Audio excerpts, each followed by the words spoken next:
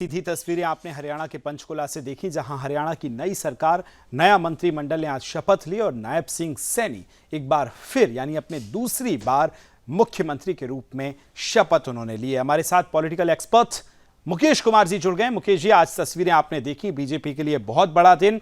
13 मंत्री स्पेशल 13 के साथ आज नायब सिंह सैनी ने शपथ ली, 7 राज्य मंत्री। सबसे पहले मंत्रिमंडल के कॉम्बिनेशन से ही चर्चा को शुरू करते हैं, किस तरह से आप देखते हैं?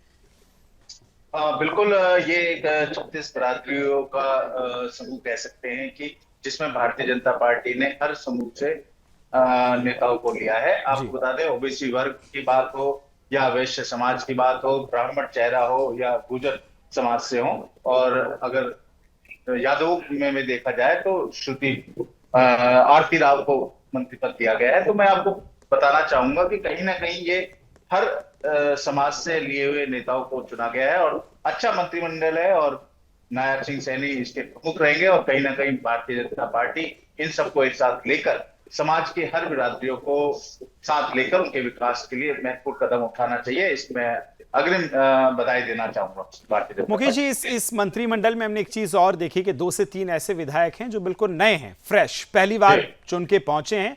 तो नए लोगों को भी वरीयता इस मंत्रिमंडल में दी गई है, पुरानों का भी कॉम्बिनेशन है। तो इस कॉम्बिनेशन के साथ जहां हम देख रहे हैं कि अनिल विज साहब भी इस मंत्रिमंडल में पहुंचे हैं शपथ लेके, कई मंत्री ऐसे हैं जो बड़े सीनियर हैं, और नए और पुराने का कॉम्बिनेशन है, ये अब किस तरह से गति देगा हरियाणा को? विकास जी, मैं आपको बता दूं कि प्रधानमंत्री नरेंद्र मोदी ने 15 अगस्त को लाल किला से कहा था कि 1 लाख नए युवा नेताओं को भारतीय जनता पार्टी आगे लाएगी। तो कहीं ना कहीं उसी की विचारधारा पर आगे बढ़ते हुए नए चेहरों को आगे लाया गया है। आपको बता दें कि आरती राव अटेली से चुनाव जीती है और गौरव गौतम जो कि पलवल से चुनाव जीते हैं, बड़े कद्दावर नेता करण दलाल को वो हरा के हैं और तकरीबन 30,000 से ज्यादा वोटों से वो जीते हैं।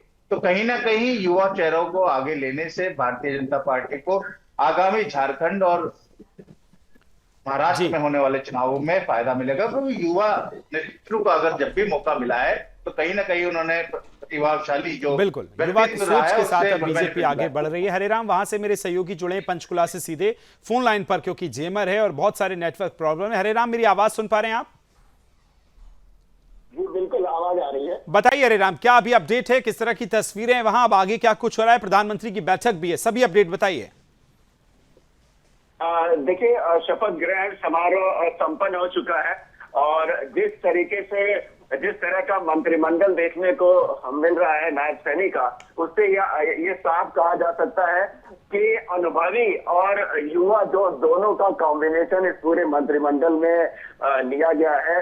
जहां अरविंद शर्मा, अनिल विज जैसे अनुभवी नेता इसमें शामिल है, वही गौरव गौतम और श्रुति चौधरी और आरती राव के जरिए युवाओं को मैसेज देने की कोशिश की गई है। रही बात है शपथ ग्रहण समारोह के बाद की बात, तो यहाँ पर ललित होटल में यहाँ पर एनडीए की बैठक होने वाली है। तमाम जो एनडीए के नेता हैं वो शपथ ग्रहण समारोह में शामिल हुए और इसके बाद अब कुछ देर बाद ही ये सभी नेता पास में ही ललित होटल में जाएंगे, जहां एनडीए की बैठक प्रस्तावित है।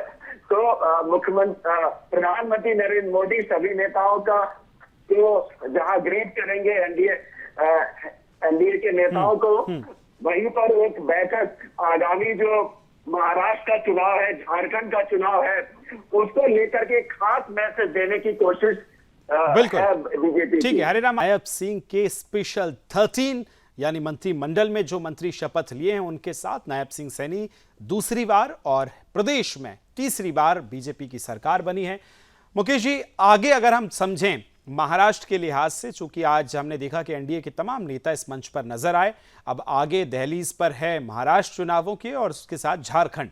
महाराष्ट्र में कितना बूस्टअप मिलेगा हरियाणा के बाद?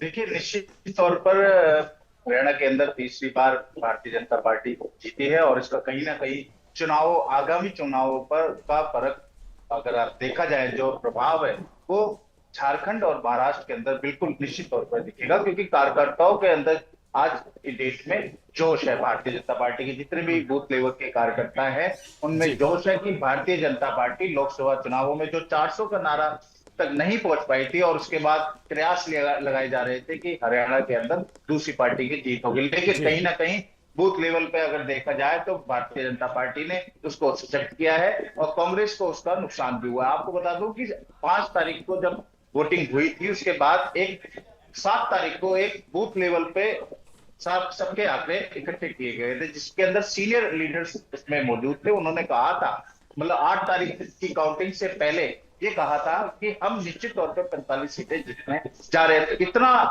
रूप से अगर बात की जाए तो बारीकी से विश्लेषण करने के बाद उन्होंने कहा था कि 45 सीटें जीतेंगे। तो कहीं ना कहीं 48 सीटें अगर भारतीय जनता पार्टी जीती है तो कहीं ना कहीं बूथ लेवल के कार्यकर्ताओं का इसमें अहम योगदान रहा है। और मैं आपको बताना चाहता हूं कि चुनावों के अंदर अगर आपके कार्यकर्ताओं में जोश है तो उसका फायदा उस पार्टी को निश्चित तौर पर मिलता है। और महाराष्ट्र और झारखंड के अंदर कार्यकर्ताओं को जो हरियाणा में जीत मिली है, और अगर जम्मू और कश्मीर बिल्कुल की बात मुकेश की जी, जाए तो वहां भी लोकसभा निश्चित तौर चुनावों पर के बाद जो थोड़ा सा मोरल डाउन हुआ था भारतीय जनता पार्टी का, यहां से बूस्टअप है और उसके बाद अब महाराष्ट्र और झारखंड की बारी है।